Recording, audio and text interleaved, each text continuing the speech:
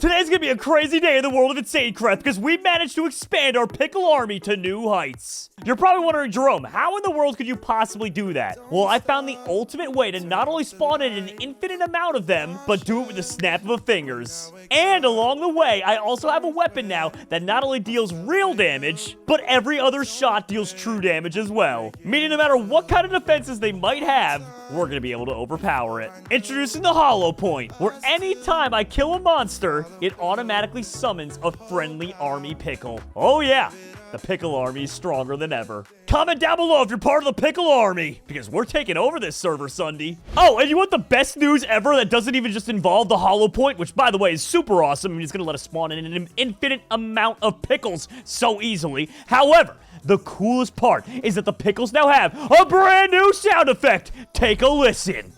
Get it, Pickles!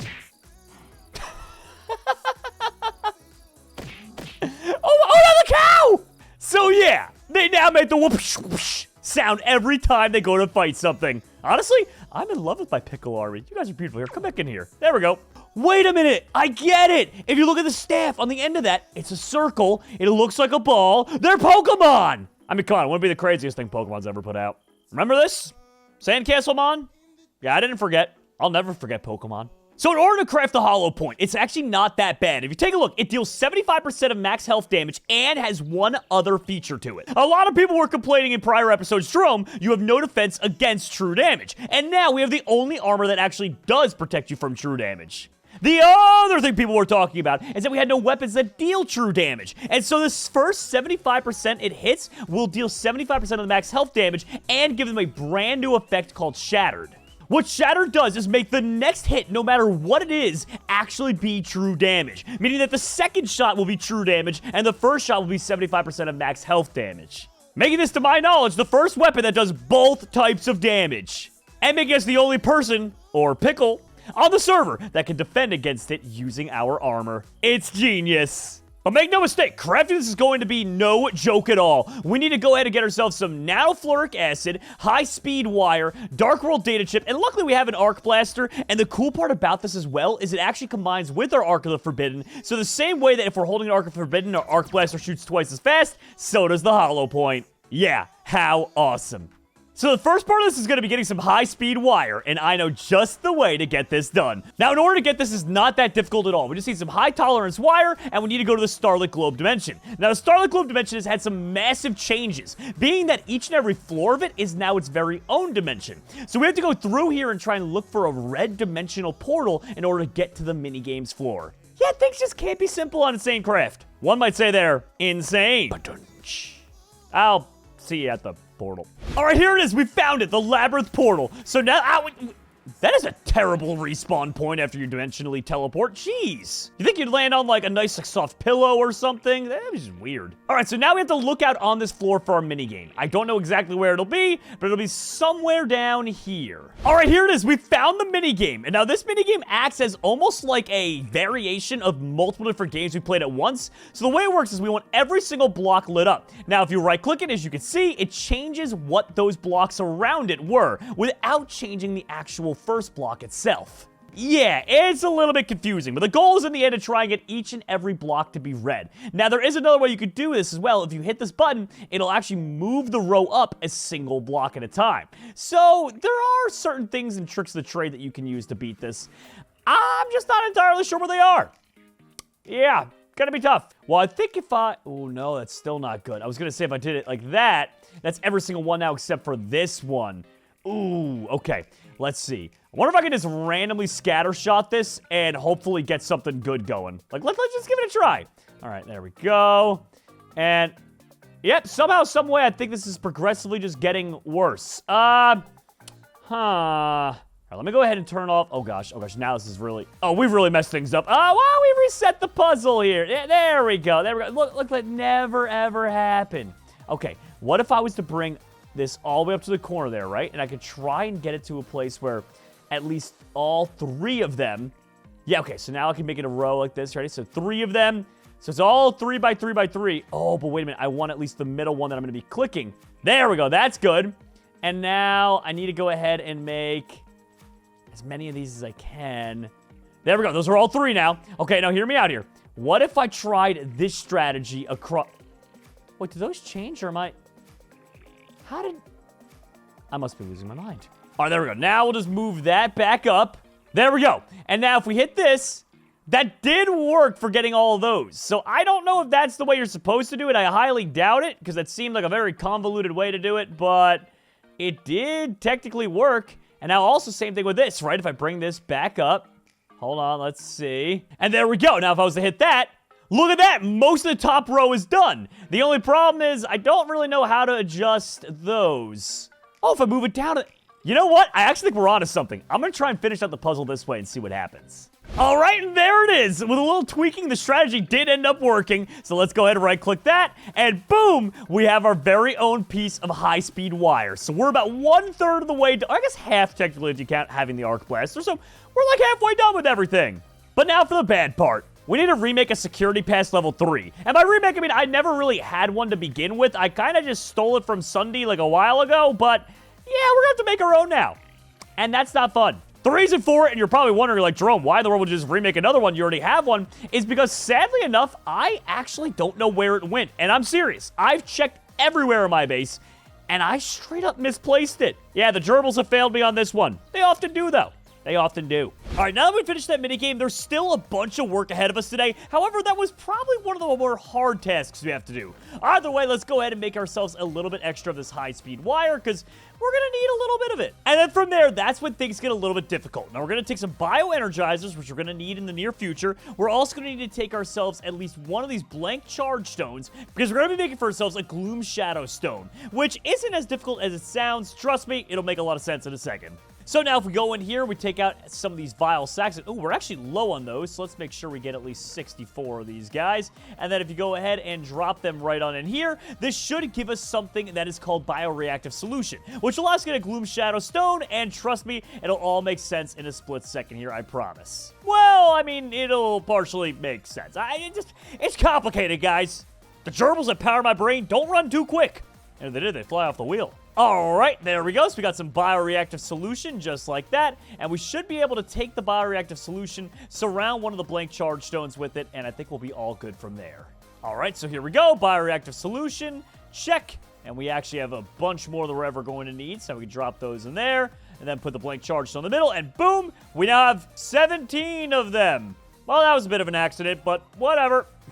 We're also going to need our ender jumper right here, which is going to be very important for our next task, so we're going to make sure we put it in our inventory just like that. And then last but not least, we need to do something that might seem a little bit different, but we're actually going to go ahead and enchant our crystal pickaxe here with some better things. In fact, we have an advanced efficiency already in there, and then let's see if there's anything else here. Miner's Fervor, what is that?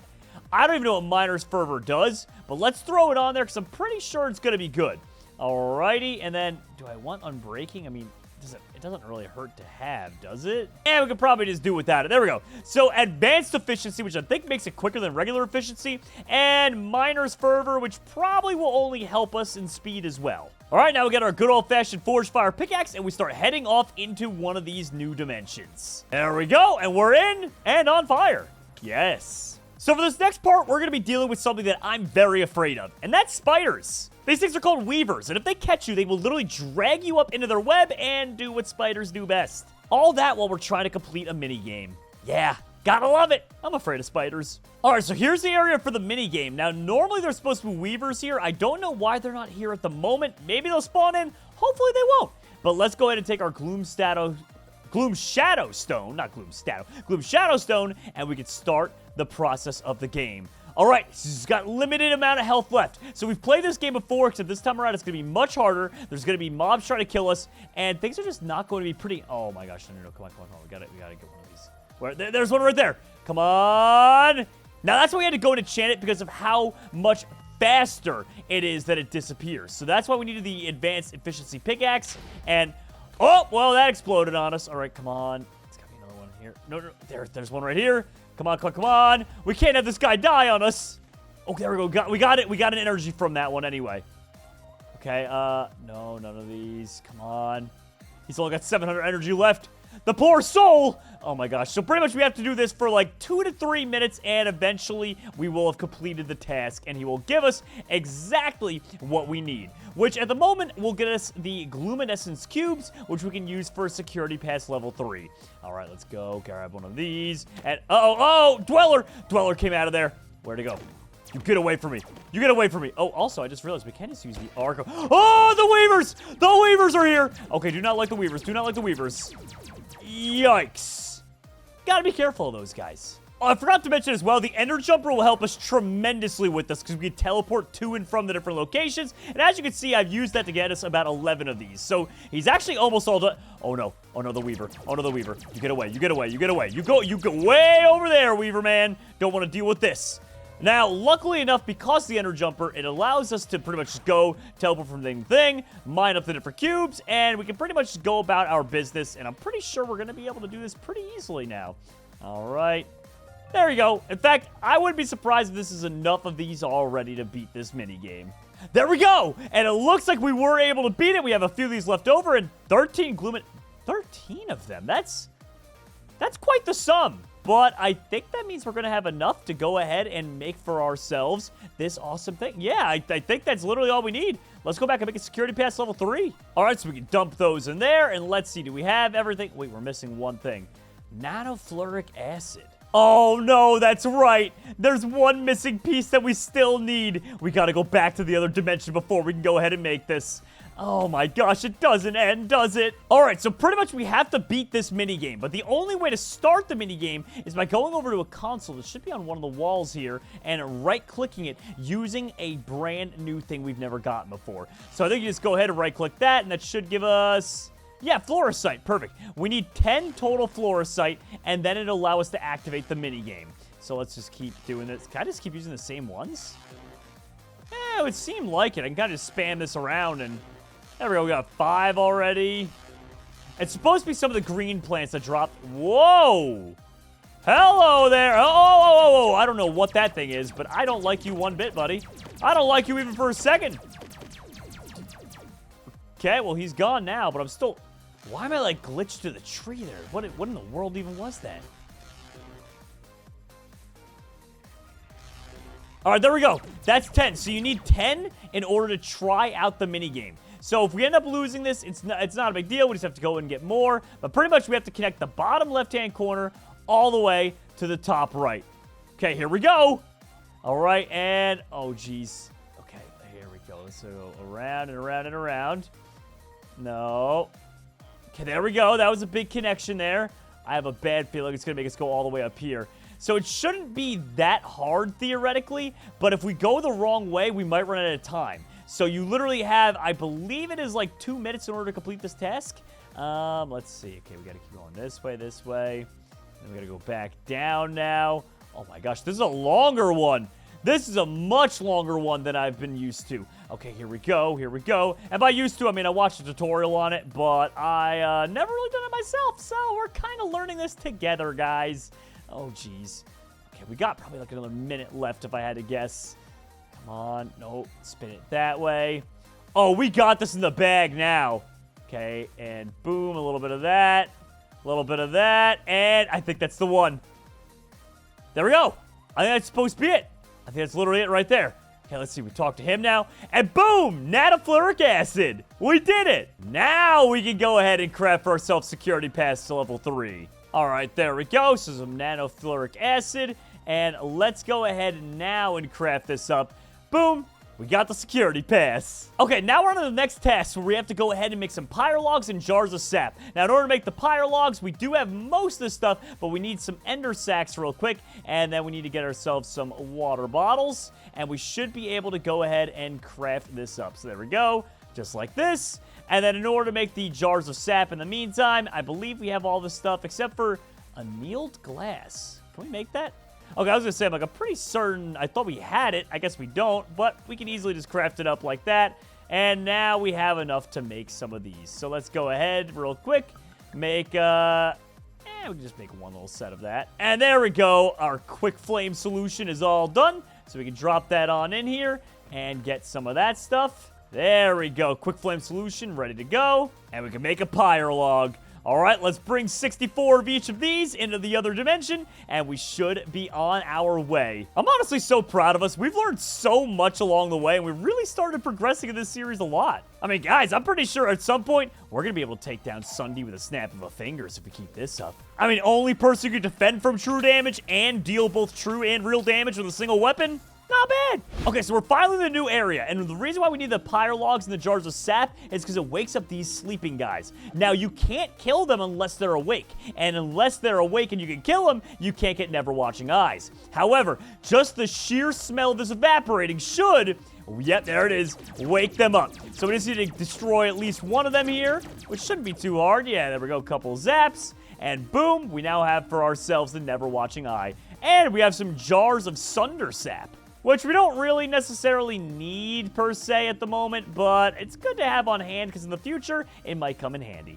And the reason we want those never watching eyes is because we need to make a bunch of these eye batteries, so it's just part of the puzzle. And luckily enough, everything else we should have back at the base, so let's go make some of these eye batteries. Which, by the way, eye batteries, gross. All right, so let's go drop all this wonderful stuff off. Oh my gosh, we have so much junk on us. Look at all this stuff. All right, perfect. We got all that out of the way. Let's go make some of these eye batteries here. Now, we need to bring a bunch of these as well as a few other items as well into the other dimension.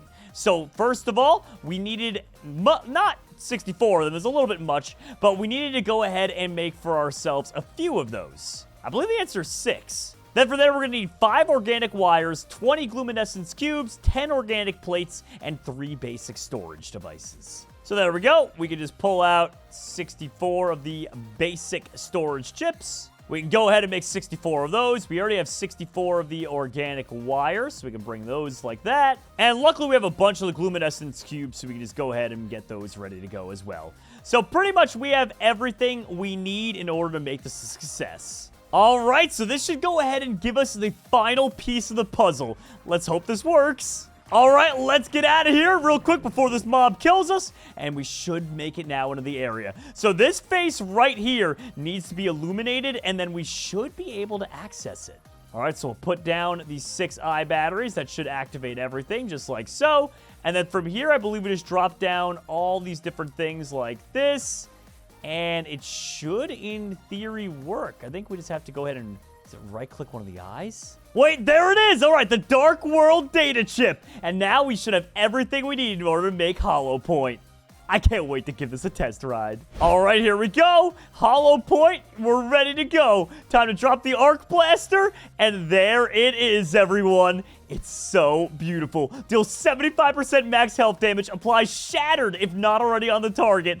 This is going to be so awesome. And more importantly than that as well, when used in conjunction with the Arc of the Forbidden, it'll go ahead as well and shoot extra fast. Now onto the test run. Will it actually spawn in pickles whenever I go ahead and get a kill with it? And on top of that, will I be able to use my veggie relocator in order to get an army of them to follow me around? All right, let's look around and see if it'll work on friendly mobs, including hostile. I mean, I know it'll definitely work on a hostile mob, but let's see if there's any, like, friendly mobs walking around. All right, here we go, a cow. So let's go ahead and... No way that actually works. All right, here's like a random mob as well. Come on. No way! So it doesn't even have to be a vanilla mob. It doesn't have to be an unfriendly mob. It can literally be any type of creature, and we can just keep expanding our army. Guys, straight up, I think this might be one of the most powerful weapons in the game. And SSundee's not gonna know what hit him next episode. Pow pow!